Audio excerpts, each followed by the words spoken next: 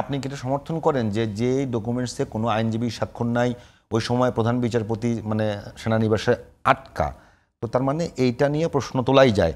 এরকম প্রশ্নবিদ্ধ একটা রেফারেন্সের বেসিসে একটা সরকার গঠিত হলো, সেই সরকার অনেকগুলো সংস্কার করবে, অনেক সনদ বাস্তবায়ন করবে, নির্বাচন করবে, সেই নির্বাচন অনুযায়ী সরকার গঠন হবে, এগুলোকে কোনোটাই আইনি ভিত্তি পাবে না? বিষয়টা হচ্ছে এখন আমরা আর মামুরা, যার ফলে আমি কিন্তু নিজে বলছি আমি অ্যাডভোকেট না, কিন্তু আমার বাসায় খুব ব্রিলিয়ান্ট অ্যাডভোকেট আছে। আমি সাজেশন নিয়ে বলছি এই সরকার আইনি ভিত্তি অত্যন্ত দুর্বল।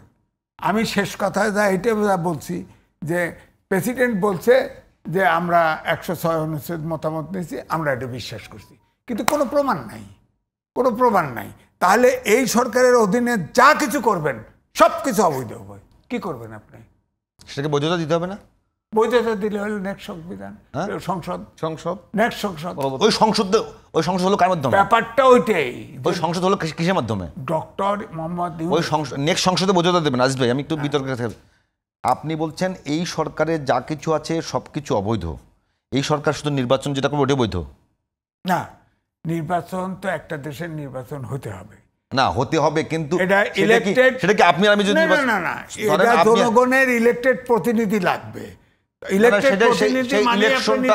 সেই ইলেকশনটা করবে কে? যেটা 106 অনুচ্ছেদে যেভাবেই আন্ডারগ্রাউন্ডে হোক আর যেভাবেই হোক মতামত নিছে, ওইখানে যদি সময় সীমারেখাটা টেনে দিত 3 মাসের ভিতরে বা 6 মাসের ভিতরে নির্বাচন, তাহলে কিন্তু এই কলহটা বাড়ত না।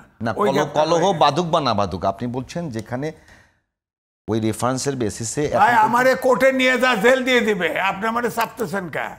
ও আচ্ছা, আমারে চাপতেছেন কা? কোর্টে আমি বলতেছি আমরা আর মামুরা অনেক কয়ে দিব, এরা জেল দাও দিয়ে আমারে জেল দিয়ে দিবে। 106 অনুচ্ছেদে আমরা কইতেছি, রেফারেন্স দিছি, মতামত দিছি, হাতে কয় দেয় নাই, টকশো দরিয়ানে জেল দে। তা আমারে চাপতেছেন। আচ্ছা, আপনার চাপার দরকার নেই, সেরে কাফি বুঝে নেন আপনি। আচ্ছা, এখন আমি আমার কথা বিশ্বাস করেন না। শিশিরমণি ঐক্যমত কমিশনে ওপেন এটা টেলিভিশনে শুনিয়েছে, তার বক্তব্য আমি নিজে কানে শুনেছি, এবং তিনি অত্যন্ত যৌক্তিকভাবে বলেছে। আমি আগে যা বলেছি, উনি একজন বিশিষ্ট আইনজীবী এবং অত্যন্ত প্রমিনেন্ট আইনজীবী, তিনি বলেছেন, এবং তিনি বলেছেন এই কথাই বলেছেন, আসলে সরকারের বৈধ অবস্থান নাই। কারণ 106 অনুচ্ছেদে কীভাবে হইল এটার কোনো খবর নাই। আবার ওত নিলেন আপনার সংবিধান সমুন্নত রাখার জন্য, তার মানে এটা সাংবিধানিক সরকার। আপনার সংবিধানের সংস্কার করার ম্যান্ডেট আপনার নাই। আপনার সংবিধানে যা আছে তা হুবহু পালন করবেন। আপনারা ওত দিচ্ছেন না। আওয়ামী লীগের প্রেসিডেন্টের কাছে ওত দিচ্ছেন সংবিধান সমুন্নত রাখার জন্য। আপনি সেই সংবিধান হাত দেন কি করে? আবার সংবিধানের সংবিধানে হাত দিচ্ছে না, সংস্কার করতেছে, সংশোধন করছে না, সংবিধানে হাত দিচ্ছে না। তারা সংবিধানে যেটা করতেছে এখন পর্যন্ত, যদি যারা যে সংস্কারগুলো নিয়ে এসছে এগুলো রাষ্ট্রপতি অধ্যাদেশের মাধ্যমে সংবিধানে সংযুক্ত করা। শোনেন, আমি বড় বড় লয়ারের সাথে কথা বলছি, সংবিধানের সাথে সাংঘর্ষিক কোনো কিছু রাষ্ট্রপতি অর্ডিন্যান্স জারি করলেও বৈধ হবে না, সংসদেই যেতে হবে, এবং সংসদ সেটা নির্বাচিত।